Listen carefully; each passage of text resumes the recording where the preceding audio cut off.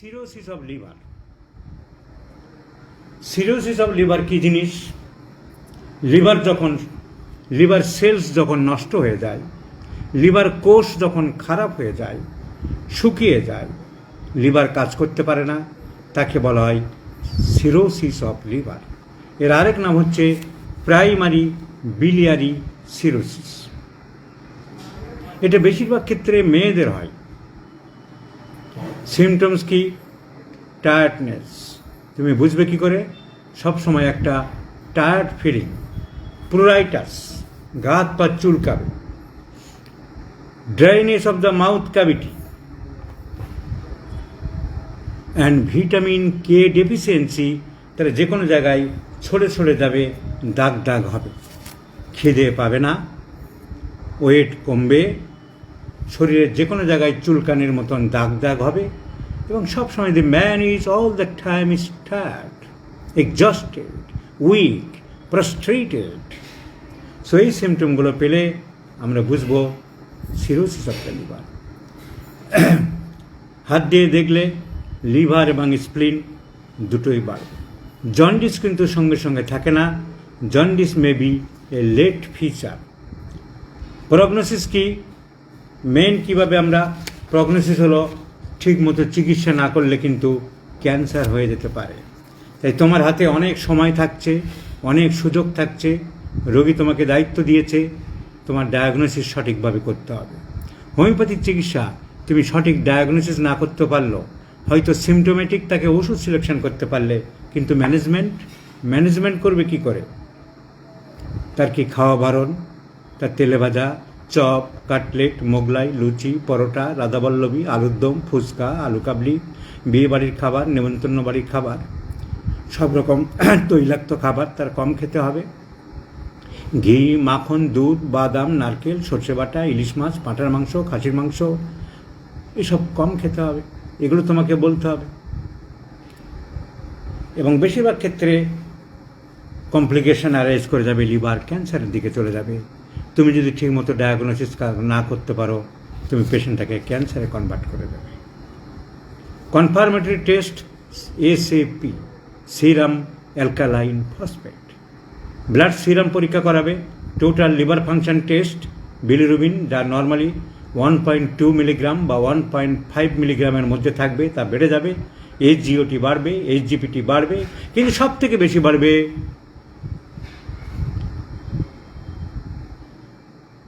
Serum alkaline phosphate. Chicken pox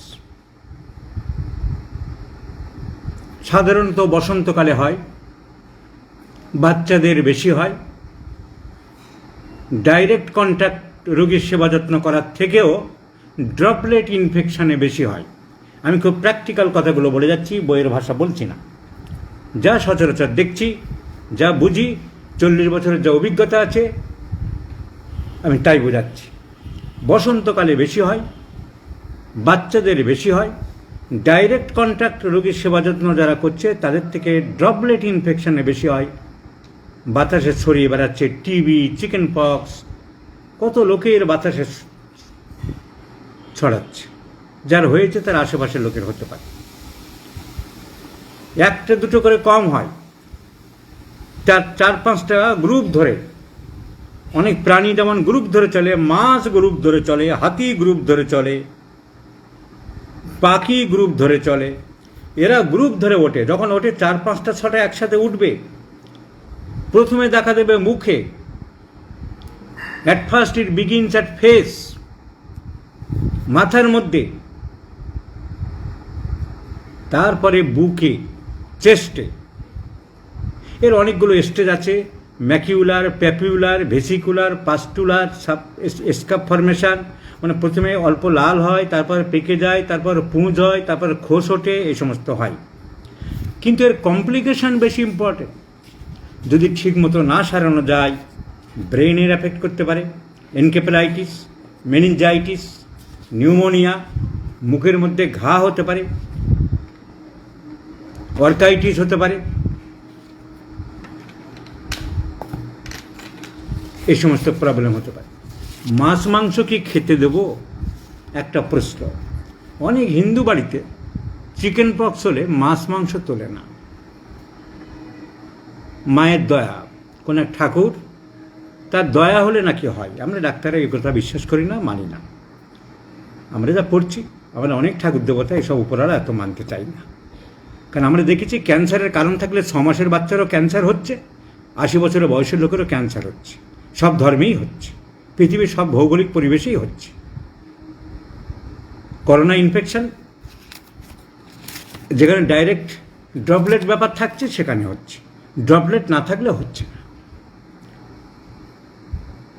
ম্যালেরিয়ার মধ্যে malaria মশা কামড়ালে ডেঙ্গুর ভাইরাস থাকলে ডেঙ্গু হবে, ডেঙ্গু ভাইরাস তার মধ্যে না থাকলে হবে না। সেখানে জাতি ধর্ম উপরালা নিচলা আমি মানি না। বাজার প্রেগনেন্সি অবস্থায় পড়ে গিয়েছিল, ধাক্কা খেয়ে গেছে, খোড়া হয়ে গেছে। উপরওয়ালা নিচওয়ালা মানি না। Cause is there. কেউ থাকতে পারে উপরওয়ালা নিচওয়ালা, সেটা অন্য জিনিস, কিন্তু বিজ্ঞান সবার উপরে আমরা বিশ্বাস করি। তো মাছ মাংস ডিম খাবো কিনা, কোনো শত্রু যদি আমাকে আক্রমণ করে, আমার গায়ে শক্তি থাকলে তবে ট্যাকেল করতে পারবো।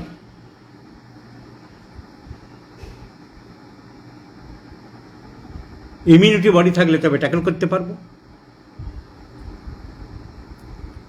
আমি যে হয়তো গর্ব করে বলছি, গর্ব না হতেও পারে, বিপদে পড়বো কিনা জানি না।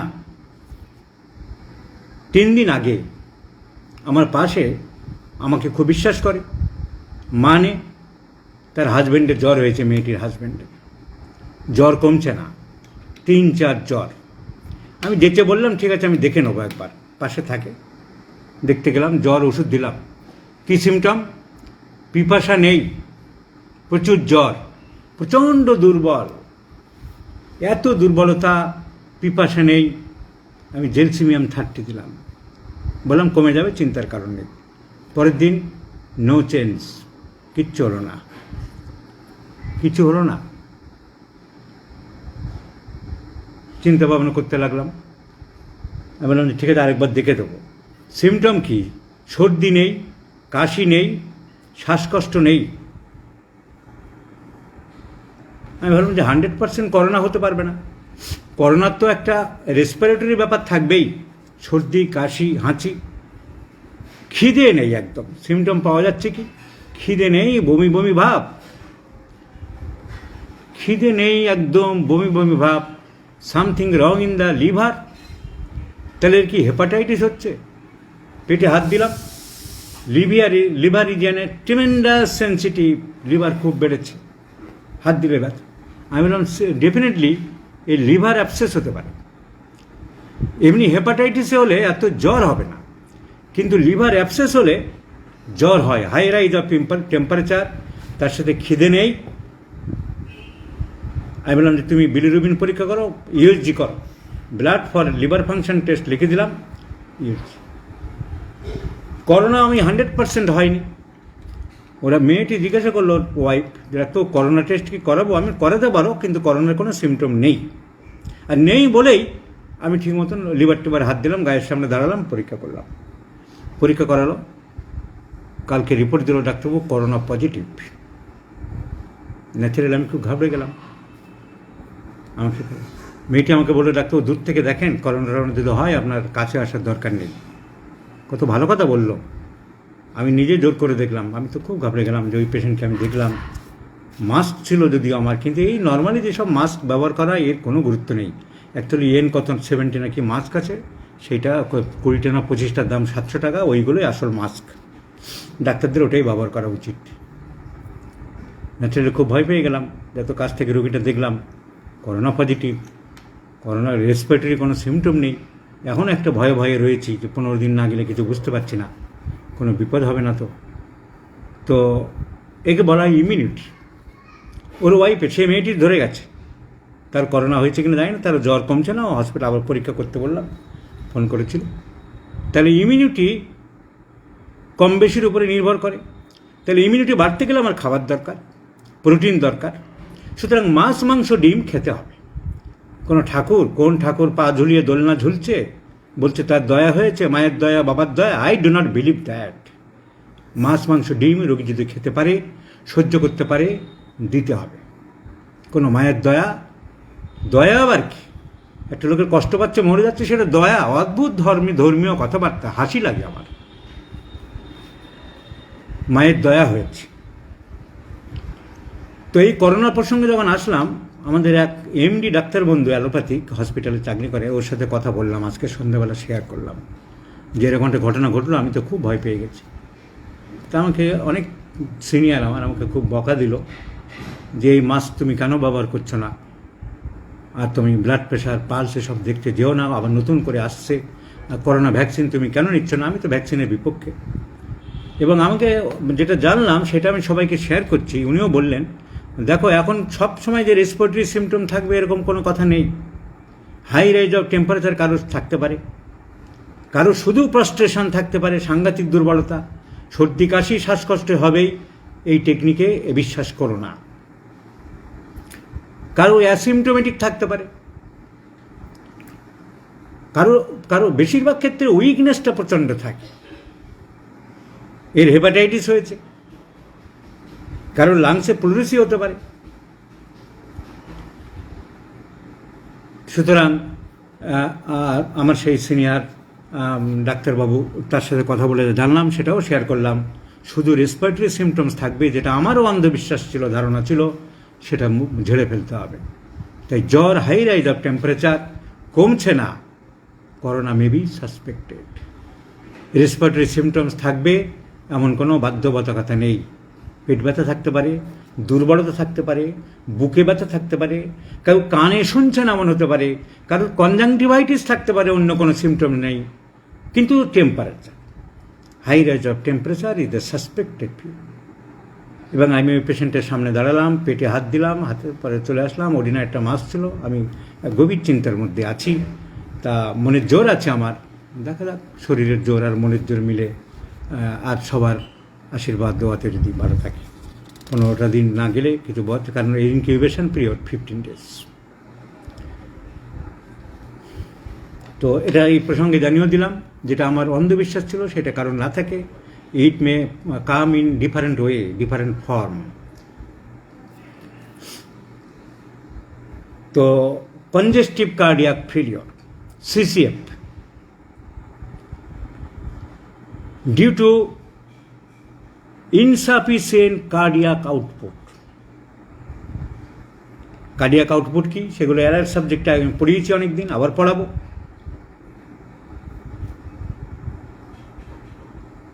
খিদমা হোমিও হল, ঠিক আছে, আপনি কথা বলবেন, ফোন করবেন। তো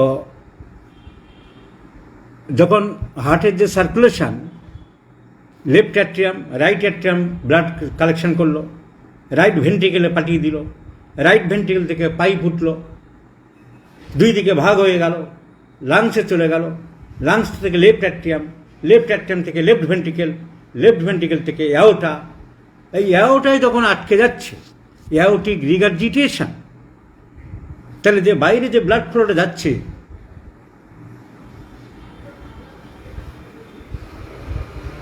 একই রকম অনেক রোগী দেখলেও সাবধানে থাকতে হবে। নাজমুল হাসান বেল্লাল, এখন ডেথ রেটটা অনেক কম, কিন্তু বিভিন্ন ফর্মে কিন্তু আসছে। তো এই ইনসাফিসিয়েন্সি কার্ডিয়াক আউটপুট হলে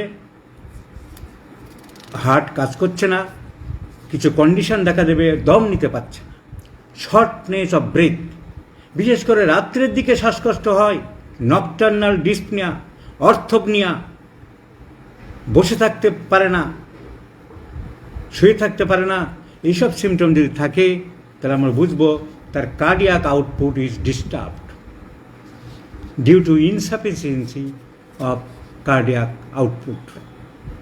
চেস্ট এক্সরে করতে হবে। ব্লাড ঠিক মতো আসতে পারছে না, তাহলে ব্যাক ফ্লো হবে। জল বা পানি যদি ঠিক মতো না আসতে পারে তাহলে ব্যাক ফ্লো হবে, তাহলে লাংসের ভিতরে আবার কিছু প্রেশার দিচ্ছে, সো পালমোনারি ইডিমা, লাংসের ভিতরে জল বা পানি জ্বলবে, pulmonary oedema. This is called congestive cardiac failure. তো মেন কয়েকটা জিনিস আলোচনা করছি। Crohn's disease, a chronic recurrent inflammatory disorder affecting the lower part of the gastrointestinal tract. Jejunum ইলিয়ামের ভিতরে একটা ইনফ্লামেশন, ক্রনিক ইনফ্লামেশন, ওর ভিতরে আঙুলের মতন যে প্রসেস থাকে যাকে বলা হয় ইন্টেস্টিনাল ভিলাই, তারা কাজ করতে পারে না। তাই ক্রনিক ইনফ্লামেশন যখন কাজ করতে পারে না, সেলগুলো খারাপ হয়ে যায়, তার জন্য ক্রনিক ডায়রিয়ায় রোগী ভুগতে থাকে। হজমের গণ্ডগোল, ম্যাল অ্যাবজর্পশন। তা ম্যাল অ্যাবজর্পশন হলে কী হবে? ওয়েট লস হবে, একটা জ্বর ভাব থাকে, কারণ chronic inflammation. Where there is chronic inflammation there is fever, rigor, weight loss, এই সমস্ত থাকলে that is accepted as Crohn's disease. What is the difference between ulcerative colitis? Ulcerative কোলাইটিসে প্রচুর পরিমাণে রক্ত পায়খানা হয়, এখানে অতটা রক্ত পায়খানা হয় না। দুটোতে ওয়েট লস হয়, কিন্তু ক্রনিক ডিজিজ হজমের গণ্ডগোল থাকে, ম্যাল অ্যাবজর্পশন, যেটা আলসারেটিভ কোলাইটিসে থাকে না। ক্রনস ডিজিজে মুখের মধ্যে অনেক সময় ঘা হয়, আলসার টাইপের হয়, এবং অ্যানাল অ্যান্ড পেরিঅ্যানাল লিজনস হতে পারে, কারণ একটা ইনফেকশন চলছে। ড্যান্ড্রাফ, মাথার খুশকি নিয়ে প্রায় লোকে আলোচনা করে, কথা বলতে আসে। বেশিরভাগ অ্যাডোলেসেন্স পিরিয়ডে হয়, বেশিরভাগ অ্যাডোলেসেন্স পিরিয়ডে হয়, 17, 18, 19, 20 এই সমস্ত বয়সে হয়। There is increase rate of horny cells of the skull. যে সিবামগুলো বেরোয়, সেগুলো জমে যায়, সেই জমে গেলে that is called as horn layers of the skin. এর সাথে টাক পড়া বা চুল পড়ে দেওয়ার কোনো সম্পর্ক নেই। Many people's are used shampoo, dandruff shampoo, but this is not the permanent solution. Shampoo contents, খুশকি সারানোর জন্য যে শ্যাম্পুগুলো ব্যবহার হয় সেগুলো থাকে জিঙ্ক, সেলিনিয়াম অ্যান্ড অ্যালোপ্যাথিক কিছু কেটোকোনাজোলস বলে একটা স্টেরয়েড ওষুধ থাকে। তারা খুব প্রেশার দিয়ে ওগুলোকে বের করার চেষ্টা করে, সার্পের মতন, যা ক্ষতিকারক। Patients should be encouraged that the dandruff is the chronic problem and requires a prolonged course of homeopathic treatment so that the sebum secretion may be less. এটা মনে রাখতে হবে।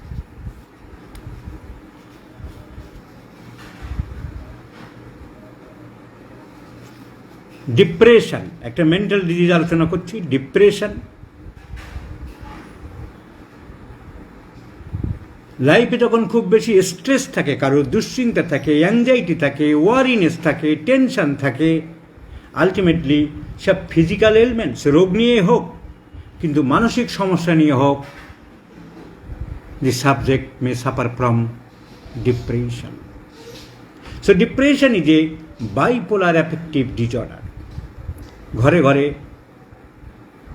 বাবা মা ডিভোর্স হয়ে গেছে, ছেলে ডিপ্রেশনে ভুগতে পারে। যে ওয়াইফ হাজব্যান্ডের সাথে যখন ছিল মর্যাদা বোঝেনি, দুবেলা চেঁচামেচি, মারামারি, ভাঙচুর, তারপর যখন একদিন সত্যিই ডিভোর্স হয়ে গেল, তারপর সে ভদ্রমহিলা becomes a patient of depression. অনেক দিন ধরে সুগার কন্ট্রোল করতে পারছে না, কিছু খেতে পারছে না, তার ডিপ্রেশন হতে পারে। রিউমেটয়েড আর্থ্রাইটিস, শুয়ে আছে, বন্ধুবান্ধবরা কলেজে যাচ্ছে, স্কুলে যাচ্ছে, ফুটবল খেলছে, কিছুই করতে পারছে না, লাইফটা দুর্বিষহ হয়ে পড়ছে, ডিপ্রেশন। অনেক বয়স হয়ে গেছে, মেয়েটা দেখতে খুব একটা সুন্দরী না, যত পাত্র আসছে ফিরে যাচ্ছে, তার আর বিয়ে হলো না, তার বান্ধবীদের, তার বন্ধুদের সবার বিয়ে হয়ে গেছে, তার মধ্যে depression. So depression may cause due to different factors, different socio-economical conditions. Depression বুঝবো কি করে?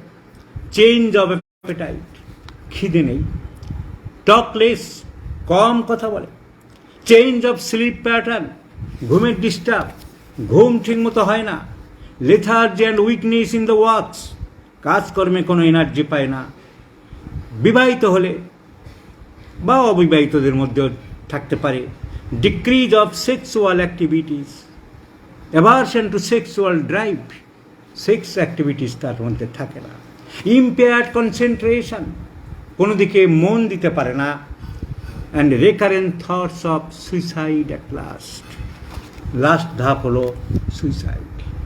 So depression is the prior stage of suicide. কোনো মানুষের যখন খিদে ঠিক মতো হচ্ছে না, ঘুম ঠিক মতো হচ্ছে না, কারোর সাথে কথা ঠিক মতো বলছে না,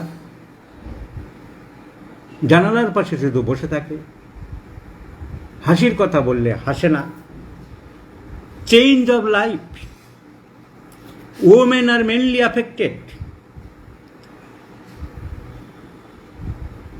Definitely the lady or the person is suffering from depression. কারণ খুঁজলে দেখব আমরা ভেরিয়াস সোশিও ইকোনমিক কন্ডিশনস। কারো খুব গরিব, পড়ার খুব ইচ্ছা ছিল, টাকা পয়সা নেই, আর পড়তে পারলো না। কারোর বাবা রাত দিন টর্চার করছে, মানসিক অত্যাচার করছে ছেলেকে, তার হতে পারে। ওয়াইফকে রাত দিন টর্চার করছে তার স্বামী, তার হতে পারে।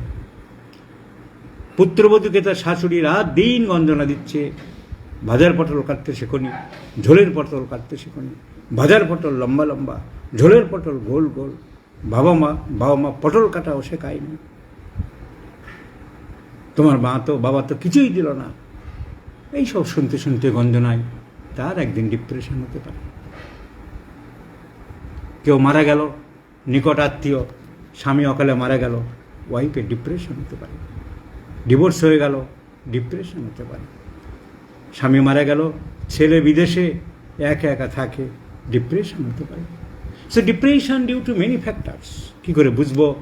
কথা কম বলে, ঘুমের পরিবর্তন, খিদের পরিবর্তন, চিন্তাধারার পরিবর্তন, ইম্পেয়ার্ড কনসেন্ট্রেশন, উইকনেস, কিছু ভালো লাগে না, indifference in life is subject to depression. এবং আজকের দিনে ঘরে ঘরে বহু ডিপ্রেশনের রোগী, and depression is the prior stage of suicide. অনেকে আর সহ্য করতে পারে না, কন্ট্রোল করতে পারে না, এক সময় মৃত্যুর মধ্যে দিয়ে তার জ্বালা জোড়াতে চায়। Treatment, cognitive therapy is very important. That means psychological treatment has a great role to managing all the patients. You have to talk with the patient. You should good behave with the patient. You should give assurance to the patient. You should give sympathy to the patient. You have give consolation to the patient. You have a good conversation to the patient. Otherwise, you won't be able to cure. So, depression is a mental symptom.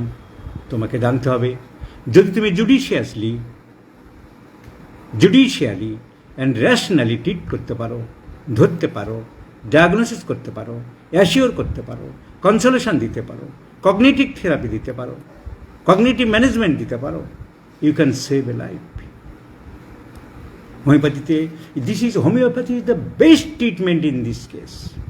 হয় allopathic is no medicine, কিছু ঘুম জাতীয় ওষুধ দিয়ে দেয়, জবু তবু হয়ে যায়, খাবো যাবো এরকম করতে থাকে, পেশেন্টের লাইফ বরবাদ করে দিয়ে দেয়।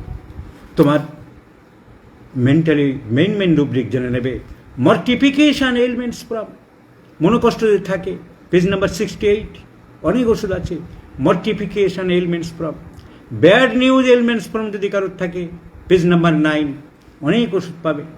Grip elements from, page number 51, Kent's repertory, অনেক ওষুধ পাবে। Love disappointed from, page number 63, অনেক ওষুধ পাবে।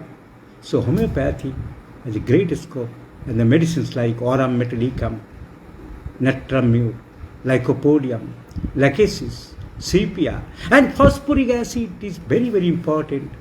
So depression has good or enough treatment in homeopathy. And you should know the diagnosis of depression, and you should know the management of depression. You should know the treatment of depression. and only that you can save a life. And you have the right to be a health reservoir in the society.